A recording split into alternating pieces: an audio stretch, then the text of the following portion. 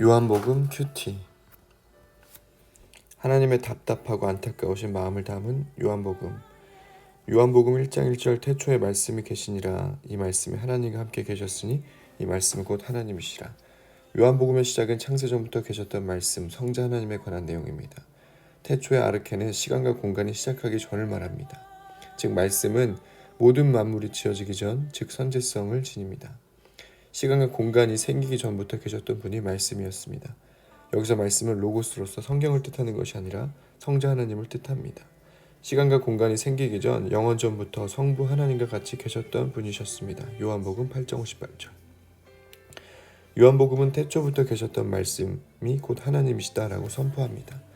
창세전의 말씀, 성자 하나님에 관해서도 어떤 분인지 사람들에게 설명하거나 이해시킬 수 없는데 더 나아가서 바로 말씀이 사람의 몸을 이은 예수님으로 이 땅에 오셨다라고 말합니다.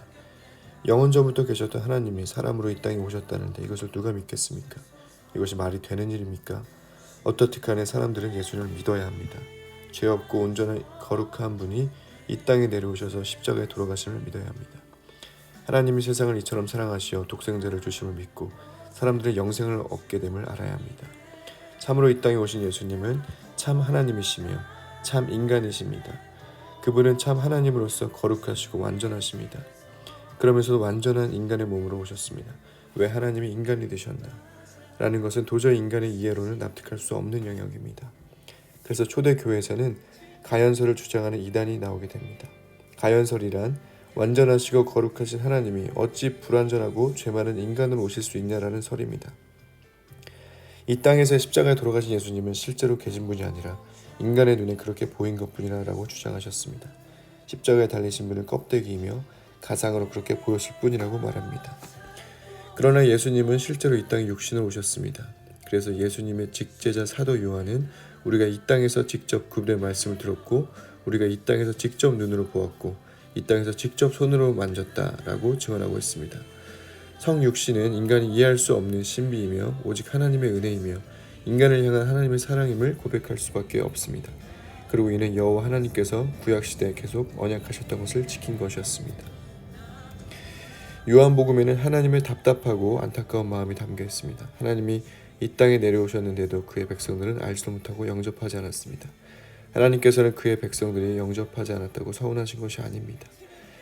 그들 앞에 계신 분이 하나님이셨지만 이것을 어떻게 사람들에게 설명할 수 없었습니다. 아니 설명해도 그들이 이해하지 못합니다. 그래서 하나님은 답답하고 안타까우셨던 것입니다. 백성들 앞에 서신 예수님, 성자 하나님은 너희의 문제가 무엇이냐? 나는 하나님이다. 내가 너희들 앞에 지금 여기 있다. 내가 지금 내 앞에 있을진데 무엇이 문제일 수 있느냐? 나를 믿어라 라고 전하고 싶으셨습니다. 요한복음 2장 가나 혼인잔치에서는 포도주가 떨어지면 혼인잔치가 파국으로 가기 때문에 혼주와 마리아는 걱정하였습니다. 포도가 점점 떨어져가면서 그들의 초조함은 더해갔습니다. 이것을 보시는 예수님, 성자 하나님은 답답하고 안타까우셨습니다. 포도주가 떨어졌기 때문에 안타까우신 것이 아니었습니다. 왜냐하면 모든 만물을 창조하신 그분이 지금 바로 여기 계시기 때문에 포도주는 얼마든지 만들 수 있는 능력이 있었습니다. 예수님은 얘들아, 포도주가 떨어지는 것이 문제가 아니란다. 그렇게 옹당봉당하지 말아라. 모든 만물을 창조한 내가 무엇을 못하겠느냐. 너희 앞에 있는 내가 바로 하나님이다. 라고 증거하고 싶으셨습니다. 이 당시에는 마리아도 제자들도 가나 혼인잔치 혼주도 그리고 물을 떠다 나른 하인들도 예수님이 바로 하나님인 줄 몰랐습니다. 하나님이신 예수님은 가나 혼인잔치에서 물을 변하여 포도주를 만드셨습니다. 예수님의 하나님 되심을 나타내는 첫 표적을 가나 혼인잔치에서 하셨습니다. 예수님의 첫 표적을 보고 비로 제자들이 믿기 시작하였습니다. 사람들에게 손가락질 받으며 소외된 수가 성의 여인에게도 소외된 것이나 마실 물에 관한 문제가 아니었습니다. 예수님은 외로운 여인을 보시면서 답답하고 안타까우셨습니다. 수가 성의 여인에게 지금 내 앞에 있는 내가 하나님이다 라고 드러내고 싶으셨습니다.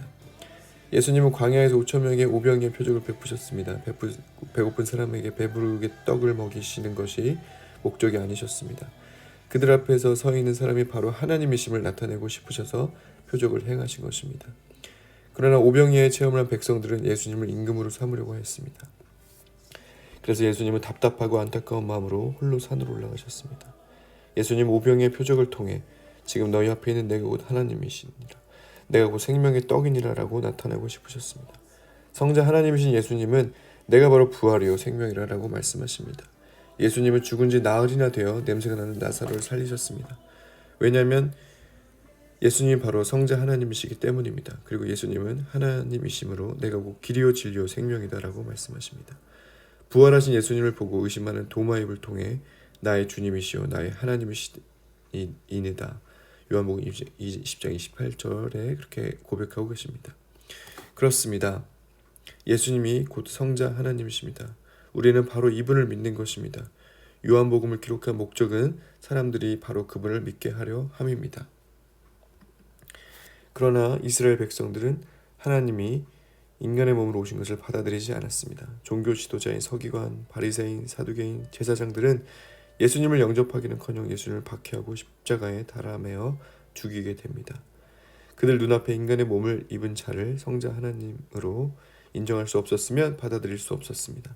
그 당시 이스라엘 백성들은 하나님의 아들이라고 한 예수님을 미친 사람이 아니면 하나님을 모독하는 사람들 둘 중에 하나로 보았습니다. 종교 지도자들이 예수님을 죽인 가장 큰 이유는 하나님을 모독했다라는 것입니다. 지금도 유대인들은 성부 하나님을 믿지만 예수님을 성자 하나님을 믿지 않습니다. 그리고 지금 세상의 많은 사람은 하나님이 인간이 되셔서 이 땅에 내려오심을 부인하거나 받아들이지 않습니다. 그래서 지금도 그들을 보시는 하나님의 마음은 답답하고 안타까워하십니다. 안 믿는 사람뿐 아니라 예수님을 믿는 우리를 보시는 하나님의 마음은 어떠하실까요? 지금도 바로 우리 앞에 임마누엘 주님이 계십니다. 우리 앞에 계신 주님을 알아보지 못할 때 하나님의 마음은 어떠하실까요? 우리 하나님은 답답하고 안타까워하실 것입니다. 우리가 살아갈 때 혼인잔치에 포도주가 떨어지는 것과 같은 것은 없는지요? 못 사람에게 손가락질 받는 수가성의 여인과 같은 때는 없었는지요? 먹고 입는 것은 어떠한지요? 그리고 이것저것 수많은 문제를 안고 사는 우리 앞에 서신 예수님의 성자 하나님의 마음은 어떠하실까요? 우리 주님은 너의 문제가 무엇이냐? 나는 하나님이다. 내가 네 앞에 지금 여기 있다. 어떤 문제가 있느냐? 나를 믿어라 라고 말씀하시지 않을까요? 그렇습니다. 지금도 하나님은 우리 앞에 계십니다.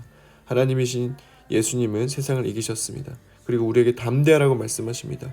이것을 너희에게 이르는 것은 너희로 내 안에서 평안을 누리게 하려 함이라. 세상에서는 너희가 환난을 당하나 담대하라. 내가 세상을 이겼노라 라고 말씀하십니다. 할렐루야. 요한복음 1장 1절에서 14절인데 공부가 아니므로 할 만큼만 하세요. 어렵거나 힘들면 넘어가도 됩니다 라고 써 있습니다. 태초에 하나님 말씀이 계셨다. 그 말씀은 하나님과 함께 계셨다. 그 말씀은 하나님이셨다. 그는 태초에 하나님과 함께 계셨다. 모든 것이 그로 말미암아 창조되었으니 그가 없이 창조된 것은 하나도 없다. 창조된 것은 그에게서 생명을 얻었으니 그 생명은 사람의 빛이었다. 그 빛이 어둠 속에 비치니 어둠이 그 빛을 이기지 못하였다. 하나님께서 보내신 사람이 있었다. 그 이름은 요한이었다. 그 사람은 그 빛을 증언하러 왔으니 자기를 통하여 모든 사람을 믿게 하려는 것이었다. 그 사람은 빛이 아니었다. 그는 그 빛을 증언하러 왔을 따름이다. 참 빛이 있었다. 그 빛이 세상에 와서 모든 사람을 비추고 있다. 그는 세상에 계셨다. 세상이 그로 말미암아 생겨났는데도 세상은 그를 알아보지 못하였다. 그가 자기 땅에 오셨으나 그의 백성은 그를 맞아들이지 않았다. 그러나 그를 맞아들인 사람들, 곧 그 이름을 믿는 사람들에게는 하나님의 자녀가 되는 특권을 주셨다. 이들은 혈통에서나 육정에서나 사람의 뜻에서 나지 아니하고 하나님에게서 났다. 그 말씀은 육신이 되어 우리 가운데 사셨다.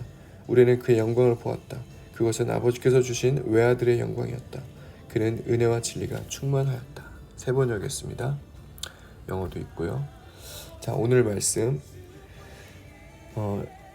첫날 말씀 육신이 되어 우리 가운데 거하시며 우리가 그 영광을 보니 아버지의 독생자의 영광이요 은혜와 진리가 충만하더라. 요한복음 1장 14절. 나눠보세요. 오늘 날씨는 어떠한가요? 오늘 여러분의 기분은 어떠한가요? 서로 위로와 격려의 말을 해보세요. 괜찮아, 힘내, 고마워, 사랑해, 미안해, 화이팅 등 본문 말씀을 한 번 이상 읽으세요. 너무 속상하고 마음이 아팠던 적이 있나요? 그때의 경험을 말해보세요. 저는 사랑하는 사람들이 잘못된 길을 갈 때 그 사랑하는 사람들은 저도 포함되어 있습니다. 잘못된 길을 알면서도 때로는 모를 때 그때가 제일 속상한 것 같습니다. 소규의 경읽기라는 속담의 뜻은 무엇인가요? 언제 사용하는 속담일까요? 네, 진리를 못 알아먹을 때 이렇게 좀 강하게 얘기했는데요. 정말 아무리 이야기해도 본인의 틀에 박혀서 남의 이야기를 듣지 않을 때는 정말 답답하고 아무리 이야기해도 정말 못 알아먹어서 속상할 때 쓰는 속담인 것 같습니다. 여러분이 가장 답답하고 안타까운 적은 언제였나요? 크리스찬이 세상의 방법으로 살아가는 것을 발견할 때. 무슨 말씀이냐면 크리스찬이고 예수님을 믿는 사람인데도 우리가 예수님의 방법이 아닌 세상의 방법으로 그렇게 당연하게 살아가는 것을 저와 우리 주변에서 발견할 때, 또는 유명한 크리스찬들 그런 모습을 볼 때 속상할 것 같습니다. 오늘 읽은 본문 말씀 중에 와닿았던 구절은 무엇인지 말해보고 그 이유도 말해보세요. 네, 1장 9절에 보면은 이런 말씀이 있습니다. 참빛 곧 세상에 와서 각 사람에게 비추는 빛이 있었나니 그가 세상에 계셨으며 세상은 그로 말미암아 지은 바 지었을 때 세상이 그를 알지 못하였고. 네, 정말 진리인 그 예수님이 빛으로 오셨는데 우리가 그것을 알아보지 못하고 세상적인 방법으로 살아갈 때 가장 속상한 것 같습니다. 이것을 통해서 오늘 읽은 본문 말씀 중 마음에 와닿았던 구절을 가지고 기도하시기 바랍니다. 자, 구절을 통한 말씀을 기도하도록 하겠습니다. 하나님께서 참빛 곧 세상에 와서 각 사람에게 비추는 빛이 있었나니 그가 세상에 계셨으며 세상은 그로 말미암아 지은 바 되었을 때 세상이 그를 알지 못하였고 라고 말씀하셨는데, 하나님, 이 모습이 우리 안에 있는 것 같습니다. 우리가 정말 예수 그리스도를 믿는다 하면서도, 성령님 우리 안에 있으면서도 우리가 정말 때로는 세상 방법으로 그렇게 살아가는 우리 자신, 또 우리 이웃들, 그리스도인들을 불쌍히 여겨주시고 우리를 깨닫게 하셔서 정말 세상의 방법이 아니라 예수님의 방법, 예수님이 기뻐하시는 그 방법으로 살아갈 수 있도록 오늘 또 어디선가 아파하고 있는, 영육간에 힘들어하고 있는 그 영혼들을 주님께서 지켜주시기 원합니다. 예수님의 이름으로 기도했습니다.